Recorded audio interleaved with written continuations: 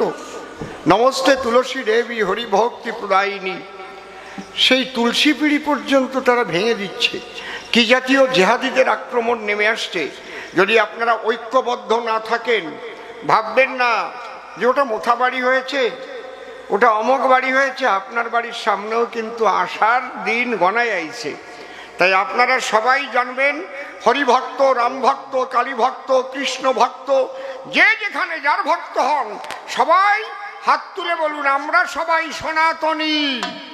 বলুন, আমরা সবাই সনাতনী, আমরা সবাই সনাতনী, আমরা সবাই সনাতনী। এইটা যদি মনে রাখতে না পারেন, তাহলে কিন্তু আগামীতে বিরাট বিপদ। এইটুকু আমি বলে গেলাম। এরপরে আমি ঢুকে যাচ্ছি পালার মধ্যে। মা কালীর পূজা যখন হয়, কেউ যদি তার ছেলে নিয়ে, নাতি নিয়ে, বৌমা নিয়ে, বউ নিয়ে পুজো দেখতে যায়, সে তো গিয়ে প্রণাম করলো, মা মা সবার তুমি মনোবাসনা পূর্ণ করো। তার ছেলে কয় নাকি, ও ঠাকুরমা কালী, এই ঝাঁসিয়ে পড়ে খালি খালি। এইবার একটু মুখ দেখা যাচ্ছে। কেউ বলে কি, ঠাকুরমা কালী, আমার বাবা যদি মা কয় তাহলে আমার ঠাকুরমা হয় না? কথা কন না কেন? তো কয় না কেন? তাহলে আমার ছেলে কি কবে? মা ওই মা কালী। সবাই যায়, সবাই তো মা কইয়া সেবা দেয় নাকি? ও জায়গা দোষ নাই। তার মানে এ বিজ্ঞানের মেলা কিছু পড়েছে, কিন্তু এখনো অজ্ঞানতা কাটে নাই। আমি আপনাদের বুঝাই দিচ্ছি, কারণ লাইট বন্ধ করলে আমি তো দেখতে পারবো না।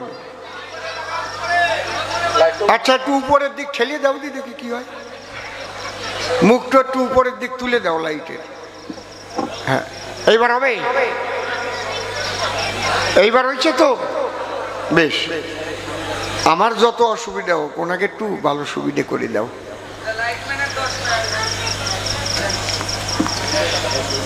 শোনেন, আমি আপনাদের শুনলে পরে কবি গান বাড়ে, কিন্তু অনেক জ্ঞান। যেমন শুধু ওই সাবজেক্ট নিয়ে পড়াশোনা করে ভালো চাকরি পাওয়া যায় না। বলে না জিকে, জেনারেল নলেজ, এ আলাদা একটা বই আছে, ওইগুলো পড়তে হয়। আপনি একেবারে ভালো রেজাল্ট করেও যদি পাশ করেন, কিন্তু চাকরির পড়াশোনা আলাদা। ঠিক বললাম না বেঠিক বললাম? হ্যাঁ, এই জায়গাটা বুঝতে হবে যে জ্ঞানের বিভিন্ন স্তর আছে। অর্থাৎ জ্ঞানের, আমরা দেখেছি শাস্ত্রে জ্ঞানের 7টা স্তর আছে। 7টা। বাবা কথা বলে না? এই 7টা জ্ঞানের স্তর ভেদ করে যাওয়ার পরে মানুষ যায় প্রেমের বাজারে। এই জন্যে প্রেমিক চূড়ামণি অশ্বিনী ঘোষের গান আছে, অজ্ঞান যাবে সজ্ঞান যাবে, বাহ্যজ্ঞান তোর পড়ে রবে।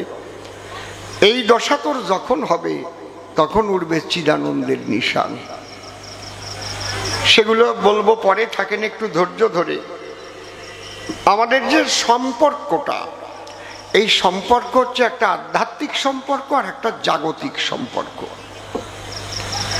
মহানন্দ আচার্য মহানন্দ হালদার মহাশয় এবং গোপাল সাধু নিজের মামাতো পিসতো ভাই, একেবারে আপন মামাতো পিসতো ভাই। আমাদের বাড়িতে এই যে তন্ময় ছেলেটা, ওর পিসির আপন পিসির ছেলে আমি, আর ও হচ্ছে আমার আপন মামার ছেলে। বুঝতে পারছো কি বলছি? তাহলে দাদা ভাই সম্পর্ক। ও আমার কাছে দীক্ষা নিতে চাচ্ছে, তো দীক্ষা নিলে তো বাবা খাওয়া আরম্ভ করবে না। বুঝতে পারছেন ঘটনাটা কি? জাগতিক জগতের একটা সম্পর্ক থাকে, আর একটা আধ্যাত্মিক জগতের সম্পর্ক থাকে। যেমন রাধাকৃষ্ণ জাগতিক জগতের সম্পর্কে কি হয় বলো দেখি, কে জানে? এইটা ভালো বুঝিছে মামি বাগিনে। আর আধ্যাত্মিক জগতে ভক্ত ভগবান। বুঝতে পারছেন? কৃষ্ণ এক, কৃষ্ণ জগৎপতি আর সব প্রকৃতি। সেখানে রাধা রানী বলছেন, হে কৃষ্ণ প্রাণপতি।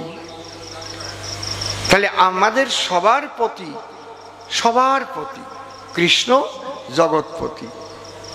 কিন্তু যদি জাগতিক সম্পর্কে আসা যায়, সেখানে কিন্তু মামা ভাগ্নে পরিচয়। এই জন্যে শিব ঠাকুর, তাকে আমরা সবাই বাবা বলি। বলে বাবা পার লাগাও, ত্রিশূলধারী শক্তি জাগাও, বম বম বলে বম, বলে না? বলে তো নাকি? জয় বাবা ভোলানাথ। তাহলে এই শিবই গুরুচাঁদ ঠাকুর হয়ে গোলক বিহারী হরির ঘরে এসে জন্মগ্রহণ করেছে। তাকে তো আগের থেকেই বাবা বলে। বুঝেছেন কি বলছি? হরিহর অভেদাত্মা পরমাত্মা পরাত্মনে। এই আলোটা বন্ধ করলে কেন? কিটা আবার টাচ করলো ওই জায়গা? এমন ভাবে রাখতো টাচ করতে না পারে। ওই জায়গা মোবিল মাখাইতো, দাঁড়ে কেউ যাবে না। কিছু একটু বুঝাতে পারলাম কি নাকি? এই জন্যে কারো নিজের দাদাও যদি আধ্যাত্মিক জগতে, নিজের দাদা আধ্যাত্মিক জগতে যদি সিদ্ধি লাভ করে, সিদ্ধ মহাপুরুষ হয়, নিজের ভাই যদি তার কাছে দীক্ষা নেয়, তাহলে দাদা ভাই সম্পর্ক থাকে না, সেখানে গুরু শিষ্য অর্থাৎ পিতা পুত্র সম্পর্ক হয়। আমি আমার নিজের কথাটা কই, আমার নিজের শালি আমার কাছে দীক্ষা নিয়েছে, সে আমারে বাবা কয়। আরে মিথ্যে কথা না, মাইরি চোখ শুয়ে করছি, হাসিয়ে পড়ে।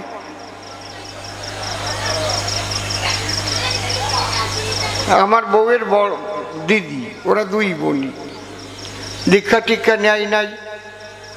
আমি বিয়ে করার বেশ কয়েক বছর পরে কয়েক ঘুরিয়ে দেখলাম, তোমারই আমি গুরু করবো। বললাম যাক, ভালো হয়েছে যদি তুমি বাবু। তো সে তো আমার বাবা কয়, তার নিজের বুন্ডিরই মা কইয়ে প্রণাম দেয়। ওই বলো তাই বোঝে, ও বোঝে বাতাসা কাটিছে, 100% কাটিয়ে নেছে।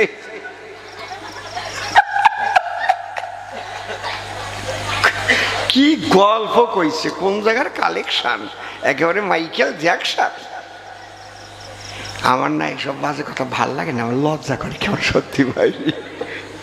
এখন ও যদি কয়, আমি যদি একটাও না কই, তাহলে আপনারা ভাববেন এই লোকের রস শুকিয়ে গেছে, কবে না? মনে মনে ভাববেন তাই আগে যে রস ছিল তা এখন আর নাই, গুত্তি গুত্তি শুকিয়ে গেছে। অন্তরে করি ধারণা, বান্দর বুড়ো হয়ে গেলেও গাছে ওঠা স্বভাব যায় না, ভাবিয়ে না সে শুকিয়ে গেছে। ধরো সব কয়টার জবাব দেব, তারপরে গান শেষ করিয়ে পেট ভরে ভাত খেয়ে বাড়ি যাব। হরি বল।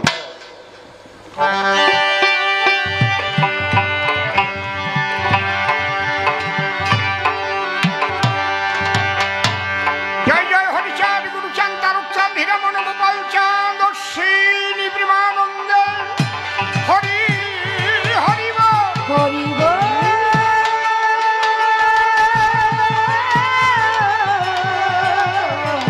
রাধা কৃষ্ণ প্রেমানন্দে। হরি হরি বল, হরি বল।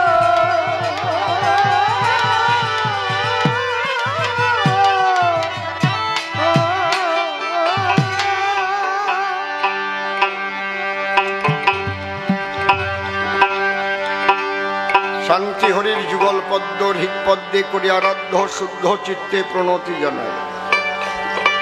সাধুগুরু বৈষ্ণব হেরি আর যত পুরুষ নারী, আমার ভক্তিপূর্ণ প্রণাম গ্রহণ করিবেন সবাই। মনরে একবার হরি বল, এ নাম দুর্বলের বল।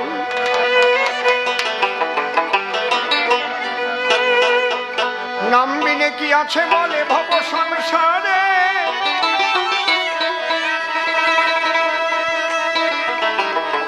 যে জন করে হরি চিনতে, হরি করে তার চিনতে, অন্তে জীবকে নিয়ে যায় সে ভব সিন্ধু পারে।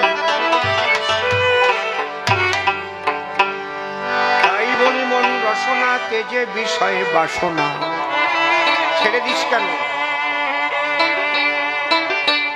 কেলে সোনার উপাসনা করো সার। ওই যে হরে দিল বন্ধু, পাইলে তার কৃপা বিন্দু, ভব সিন্ধু সেদিন হবি পার।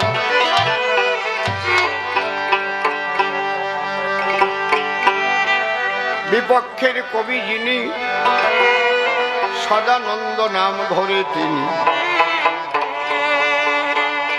আমাকে করেছে আচার্য মহানন্দ হালদার। আমি স্বনাম পরিত্যাগ করে মহানন্দ হালদার নাম ধরে জবাবের মধ্যে প্রবেশিব এবার। টানটা বড় বড় হবে। আমি প্রণামিয়া সেই মহামানবের পায়ে যাচ্ছি তাহার ভূমিকায়। সে যেন তার কথা কয়ে গ্রহণ করে হৃদয় আসন। ভক্ত ভক্ত নরনারী একবার প্রেমানন্দে বল হরি বল, হরি বল, হরি বল। করি একখানা গানের আয়োজন।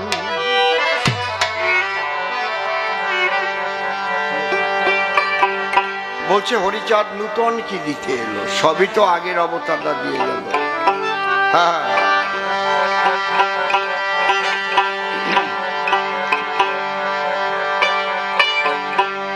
মতুয়ার মূল তত্ত্ব কথা শোনো বিশ্ববাসীগণ।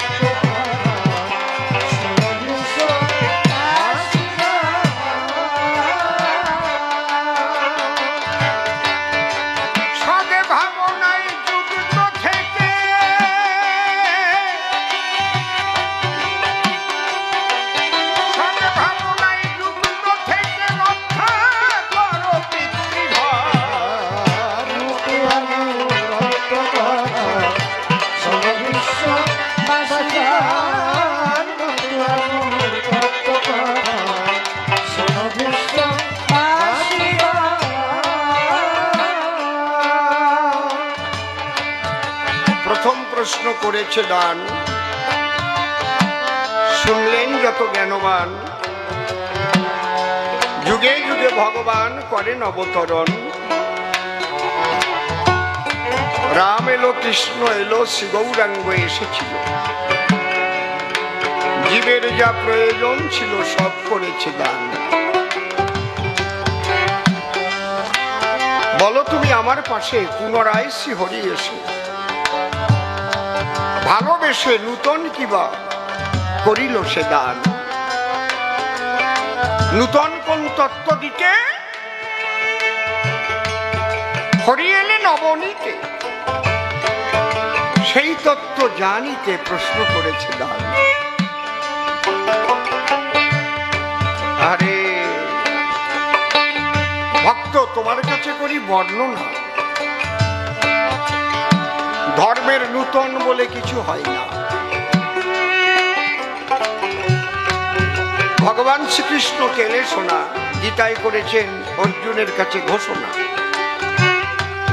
যদা যদা হি ধর্মস্য গ্লানির্ভবতি ভারত অভ্যুত্থানাম ধর্মস্য তদাত্মানাং সৃজাম্যহম পরিত্রাণায় সাধূনাং বিনাশায় চ দুষ্কৃতাং ধর্ম সংস্থাপনায় অর্থায় সম্ভবামি যুগে যুগে।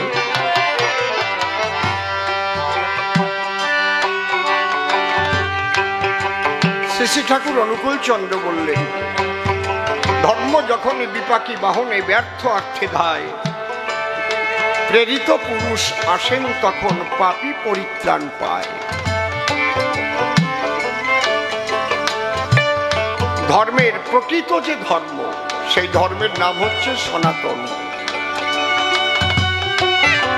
যেদিন কোন ধর্ম ছিল না, লক্ষ্য করো, সেদিন একটাই ধর্ম ছিল দরকার সকলের জানা, যার নাম সনাতন।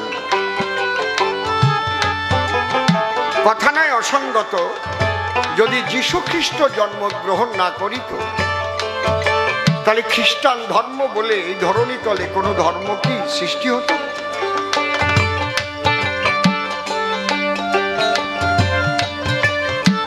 ইসলাম ধর্ম বলে যারে, দেখেন একটু চিন্তা করি, যদি মুহাম্মদ নবীজি না করত জন্মগ্রহণ, আমার কাছে বলুন দেখি ইসলাম ধর্ম বলে বিশ্বে কিছু থাকতো নাকি? তিনি এসে ইসলামের করলেন প্রবর্তন। কি বলছি বুঝতে পারছি? ছোট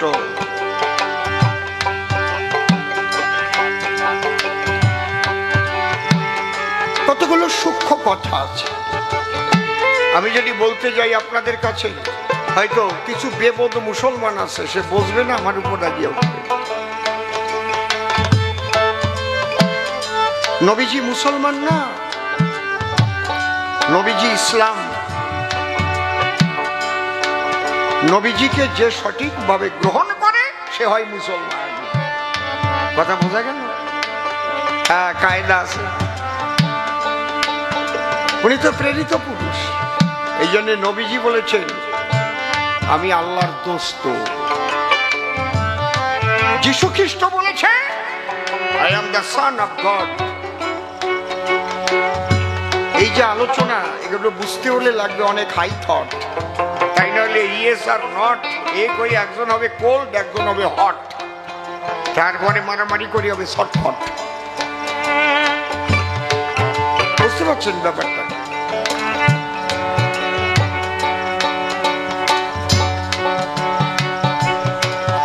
সেই যে সনাতন, সেই সনাতনের ভিন্ন ভিন্ন নাম যখন হলো, বুদ্ধদেব জন্ম নিল, পরবর্তীতে বৌদ্ধ ধর্ম প্রচার হলো। বুদ্ধদেব যদি জন্মগ্রহণ না করিত, তাহলে কি বুদ্ধ ধর্ম জগতে আসত? এগুলো বোঝার বিষয়। আদি ধর্ম সনাতন। এই সনাতন যে সনাতনী যে দর্শন, এই দর্শনের উপর বারে বারে হয়েছে ধর্ষণ, এর সতীত্বকে নষ্ট করা হয়েছে।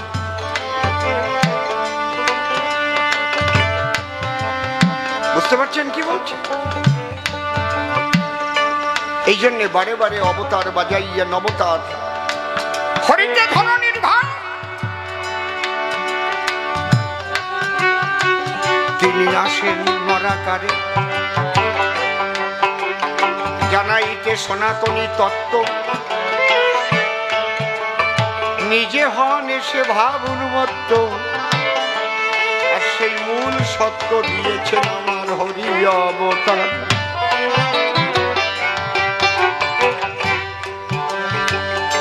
মতুয়া কোনো ধর্ম নয়, মতুয়া এমন একটা দর্শন, এমন একটা আদর্শ, যাকে বলে সূক্ষ্ম সনাতন। মানব কুলে আসিয়া যশবন্ত সুত হইয়া জন্ম লইয়া সফলা নগরী, প্রচারিল গুরগম্য সূক্ষ্ম সনাতন ধর্ম, জানাইল এ জগৎ ভরি। হিন্দু ধর্ম বলি আমরা, কিন্তু হিন্দুও ধর্ম না, মুসলমানও ধর্ম নয়, আলাদা আলাদা একটা সম্প্রদায়। সেই সনাতনকে জানবার তরে এক একজন এসে এক এক রকমের ব্যাখ্যা করে এক এক পদ্ধতি শিখিয়ে গেছে মানুষের ভিতরে, তাকে বলে সাধনা। এই জন্য রামকৃষ্ণ ঠাকুর যিনি এক কথাই বলেছেন, তিনি যত মত তত পথ। কি সুন্দর কথা, এক কথায় কাম। যত মত তত পথ, যত মত যত মত।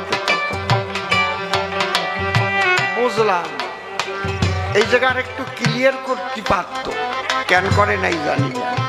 যত মত তত পথ, কিন্তু তত পথে কি সহজে তাকে পাওয়া যায়? কাপালিক যারা একটা মত নিয়ে চলে, তারা ধরিয়া শানিত খাড়া মা কালীর দরজায় পাঠা বলি দেয়, নর বলি দেয়। এও তো একটা মত, এটাও তো একটা পথ, কিন্তু এটা পৈশাচিক পথ।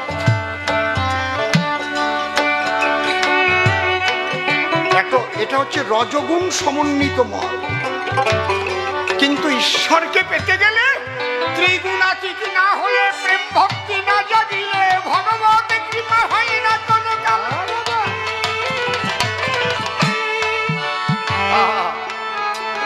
তন্ত্র একটা মত, পথ, তান্ত্রিক। শ্মশানে গিয়ে মরার সাধনা করে, মরার খুলি থাকে চারধারে সাজানো, আর মাথায় আছে লম্বা জটা, কপালে সিঁদুরের ফোঁটা। তন্ত্র মন্ত্র তারা করিছেন উচ্চারণ। এটাও একটা মত, এটা একটা পথ। জানেন যত যেন বানে করে, আবার সুরা পান, আবার গাজায় দম দেয়। সাধু আছে কতজন,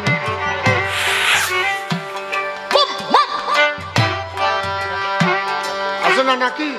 কথা কও না কেন? আছে না? এও তো একটা মত। কিন্তু এইসব মতে, এইসব পথে কোনোদিন ভগবানকে লাভ করা যায় না। তাহলে কি লাভ করে? ছোট ভগবানের বিভূতি, এক একটা শক্তি অর্জন করে। ফুদি আগুন জ্বালাই দিল, জলের উপর দিয়ে হেঁটে চলে গেল, সন্নি ভরে উড়ে গেল, কিন্তু ভগবান পাওয়ার কি হলো? হরিবল হরিবল।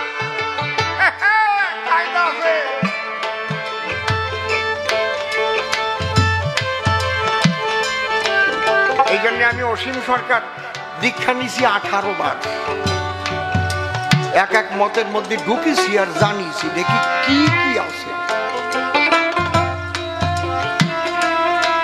কিন্তু দীক্ষা নিয়ে যখন যাই, তখন দেখি আমার গোলক পাগল, মহানন্দ পাগল, আমার হীরামন পাগল, আমার গোপাল সাধু, আমার বিচরণ পাগল, আমার তারকের সেই ভক্তির বিশুদ্ধ পদ্মনা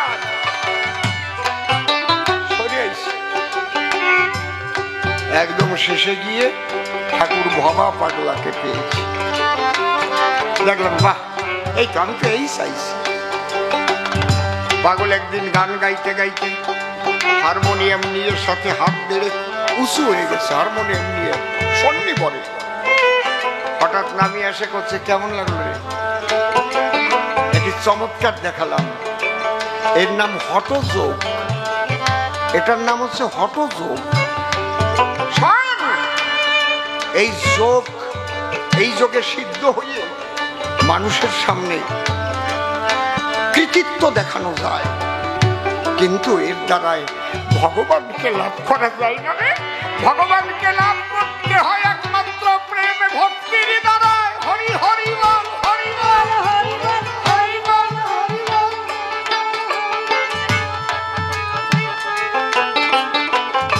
এইবার হরি ঠাকুর বলে গেলেন, প্রেম ভক্তি, প্রেম ভক্তি তো খালি শুনিস, জাগে কিসে তা জানো? মদ খালি জাগবে, গাঁজা খালি জাগবে, না খেয়ে থাকলে জাগবে, একাদশী করলে জাগবে, নিরামিষ খালি জাগবে, না আমিষ খালি জাগবে। কোনটা কোনটা করবা? একজন কবে খবরদার মাছের দ্বারে যাইয়ে না, মাংস টাংস খাইয়ে না। আর একজন কবে আরে ঠাকুর পুজোয় তুমি সব দিতে পারো, খা। আর একজন বলি দিয়ে মাংস আনি রান্না করে দেবে। আবার কেউ বলবে নারী সঙ্গ করা যাবে না, হরে কৃষ্ণ।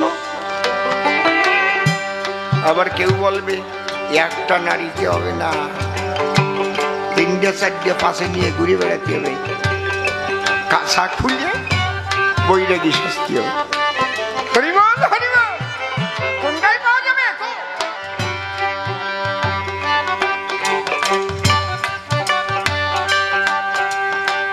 ছিল অবতার আসিয়া ধরণী পর। বহুভাবে করেছে তারা মানুষের কল্যাণ। এবার সূক্ষ্ম সনাতন পথ জানাইতে হরি এলে নবনীতে, সেই দর্শন করিব প্রচার। কি সদ্ভাবনায় যুক্ত থেকে,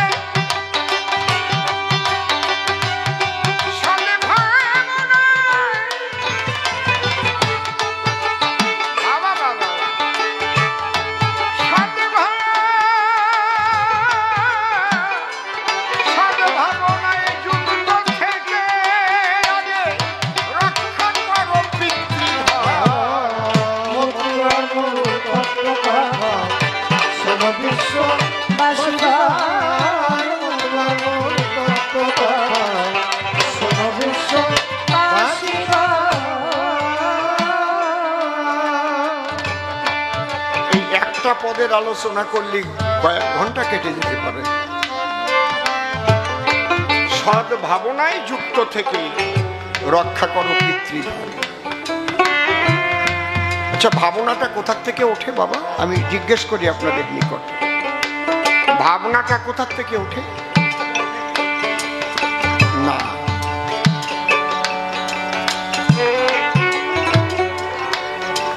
কোথা থেকে ওঠে ভাবনা? ভাবো কি দিয়ে? কি দিয়ে? হ্যাঁ হ্যাঁ, ঠিক, মন। সারাদিন ভরিয়ে তোর ভাবনাটা ভাবতেছিলাম, কি দিয়ে ভাবে? খালি মনে পড়তেছিল, হয় না? কেউ খালি হৃদয়ে পড়তেছিল, খালি হৃদয়ে পড়তেছিল, মনে পড়তেছিল বলে পরাণ পড়তেছিল। কায়দা আছে, দেখেছো কি কথা?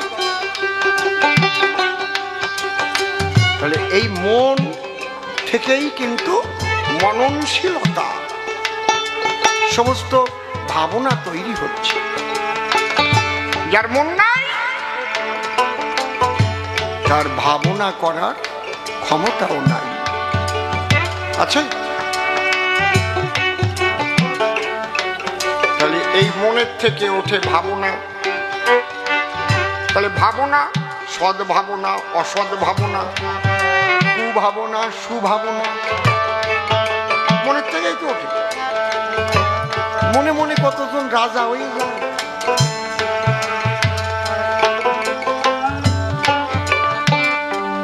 মন মারাত্মক জিনিস। মন করতি পাপানি মন লিপ্পন্তে পতকা, মন মনা ভুক্ত নস পুণ্য ন পতকা। তাহলে সাধনা কাকে বলে? বহির্মুখী মনকে যে যে পদ্ধতির দ্বারায় ইষ্টমুখী করা হয় তার নাম সাধনা। তাহলে সাধনা করতে গেলে তোমার মনটাকে আগে পরিশুদ্ধ করতে হবে, সৎ ভাবনা আনতে হবে। কুভাবনা ভিতরে আনলে কাজ হবে না। এ কি সোজা কথা নাকি?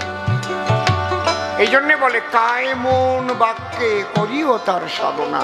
কায়া মানে দেহ, মন, বাক্য, তিনটে রাখো ঐক্য। এই চঞ্চল মনকে শান্ত করার যে পদ্ধতি তার নাম সাধনা। কেউ নাক টিপে টিপে চোখ পুরো কুম্ভ করছে, কেউ ধ্যানে বসে আছে। মূল কিন্তু এই মনকে কন্ট্রোল করছে। He is the greatest fighter who can control his own mind. ওমা, আমি যে গান গাইছি বুঝতে অসুবিধা হচ্ছে না তো? তাহলে মনটা, সবকিছুর মূল হচ্ছে মন। একটু ভাবিয়ে দেখ, চোখ বন্ধ করি একটু গুরু পদে মনটা 12 সেকেন্ড কেউ যদি রাখতে পারো, চেষ্টা করে দেখো, পারবাই না। ওই মন কত জায়গা দিয়ে ঘোরা আরম্ভ হবে, 12টা সেকেন্ড। 1 মিনিটও বললাম না, 1 ঘন্টাও বললাম না, 12 সেকেন্ড রেখে দেখো কি কঠিন। ওই হরিচন্দ্রের মূর্তিটা দ্বিদল চক্রে বসাই দিয়ে 12টা সেকেন্ড ওখানে মনটা হরিপদে একনিমিষ্ট করে দেখো। কেন পারি না? মনে করি কত রকম ভাবনা, সৎ ভাবনা তো না।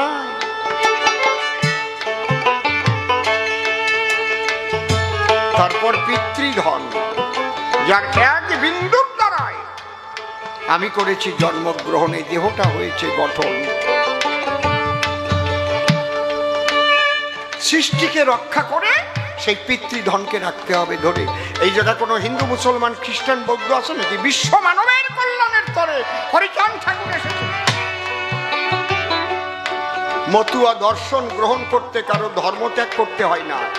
মুসলমান থেকেও সে মতুয়া হতে পারে, খ্রিস্টান থেকে মতুয়া হতে পারে, বৌদ্ধ থেকে মতুয়া হতে পারে, শিখ ধর্মে থেকেও মতুয়া হতে পারে, যদি আমার বাবা হরিচাঁদের সেই সনাতনী সূক্ষ্ম দর্শনকে সে নিজের জীবনে প্রতিফলিত করতে পারে, তাহলে সে একটা খাঁটি মুসলমান হয়ে যাবে, সে খাঁটি বৌদ্ধ হয়ে যাবে। বুঝতে পারছেন কি বলছি? খাঁটি খ্রিস্টান হয়ে যাবে। এমন দর্শন এই পৃথিবী সৃষ্টি হওয়ার পরে, এই পৃথিবী সৃষ্টি হওয়ার পরে কতটা কনফিডেন্স নিয়ে বলছি আপনাদের ধারে, এত সহজ সরলতায় প্রকৃত সনাতনী তত্ত্ব আর বলে নাই কোনো অবতারে। এই জন্য আমার তারককর্তা কলম ধরে লিখে গেছে, যে যাকে ভক্তি করে সে তার ঈশ্বর, ভক্তি যোগে সে তার স্বয়ং অবতার। কেউ রে ছোট করছে। আর এখন মতুয়া যা গজাইছে, মতুয়ার বোক গজাইছে, এখন সব লেখাপড়া শিখে শিখে মোটে আলাদা ধর্ম বানাইয়ে, মানে নিজেরা কত ছোট হওয়া যায় তাই করতেছে আর কি। এরপরে ইন্দুরের গর্তের মধ্যে ঢুকতে হবে। বুঝতে পারছেন কি বলছি?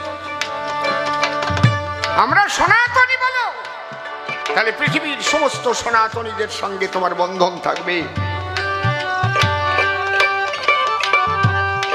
সদ্ভাবনায় যুক্ত থেকে রক্ষা করো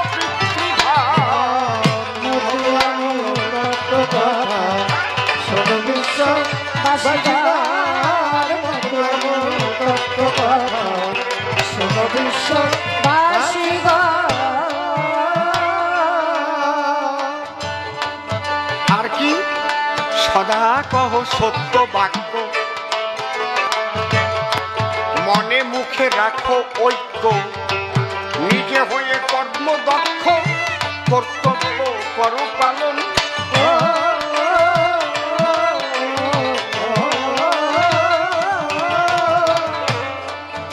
ভাইরে সদা কহ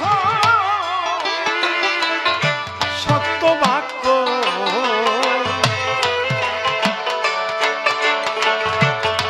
মনে মুখে রেখে ঐক্য, নিজে হয়ে কর্ম দক্ষ, কর্তব্য করো পালন।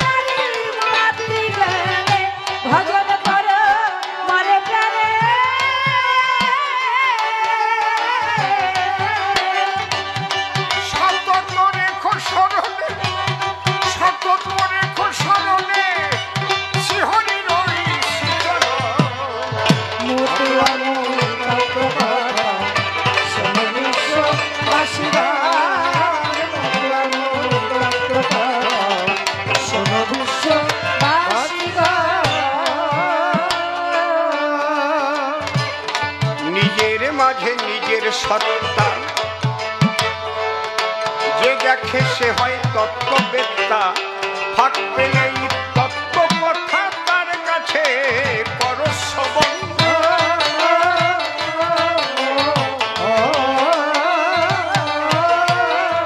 ওরে নিজের মাঝে নিজের সত্তা যে দেখে সে তত্ত্ববেত্তা। ফাঁক পেলেই তত্ত্ব কথা তার কাছে করো শ্রবণ।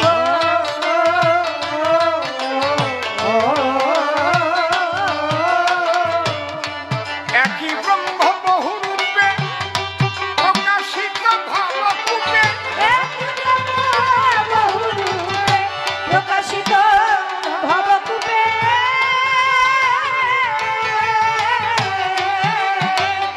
ওরে একই ব্রহ্ম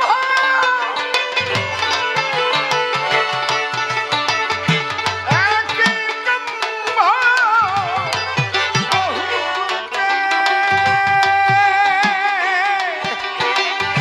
প্রকাশিত ভাবকূপে।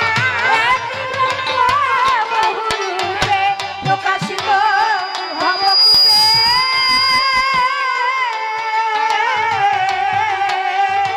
ভজন করো চুপে চুপে, ভজন করো চুপে চুপে, আছে সর্বভূতে নারায়ণ।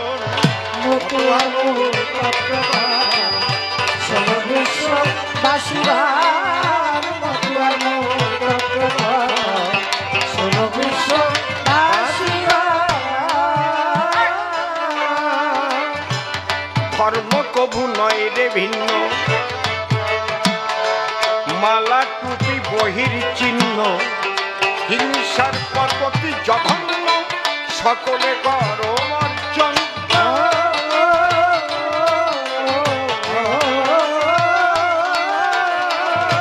ওরে ধর্ম কভু নয় রে ভিন্ন, মালা টুপি বহির চিহ্ন। হিংসার পততি জঘন্য, সকলে করো বর্জন।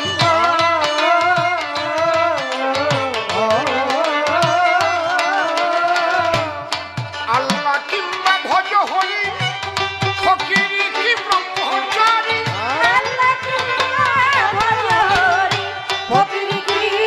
ব্রহ্মচারী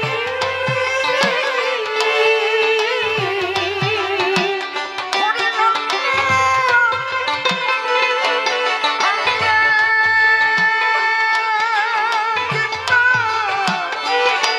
ভজ ভজ হরি। সবাই উলুপ ধরে যাও, উলুপ ধরে যাও। ফকিরি কি ব্রহ্মচারী।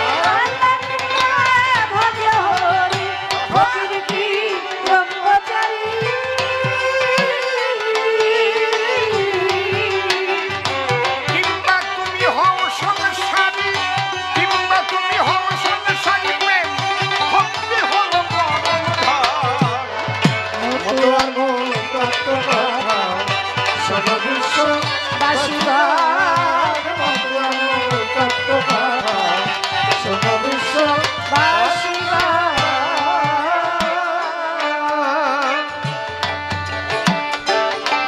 শিব জ্ঞানে জীব সেবা, যে যতটুকু পারো দেবা। না বুঝলেও দেবী দেবা, হবা প্রেমের মহাজন।